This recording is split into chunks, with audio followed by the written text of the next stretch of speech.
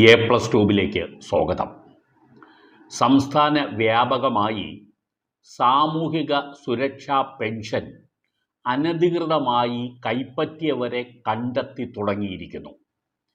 സാമൂഹിക സുരക്ഷാ പെൻഷൻ ഇതുവരെയും യാതൊരു വിധത്തിലുള്ള മാനദണ്ഡങ്ങൾ പാലിക്കാതെ അനധികൃതമായി നാളിതുവരെ കൈപ്പറ്റിക്കൊണ്ടിരിക്കുന്നവരെ ആണ് സർക്കാരിൻ്റെ പ്രത്യേക നിർദ്ദേശപ്രകാരം ഇൻഫർമേഷൻ കേരള മിഷൻ നടത്തിയ പരിശോധനയിൽ കണ്ടുപിടിക്കപ്പെട്ടിരിക്കുന്നത്.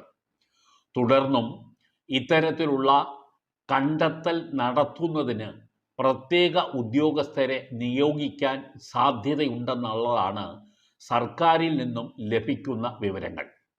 ഗസറ്റഡ് ഉദ്യോഗസ്ഥർ അടക്കമുള്ളവരാണ് ഇപ്പോൾ ഈ തട്ടിപ്പ് നടത്തിയിരിക്കുന്നത് എന്നാണ്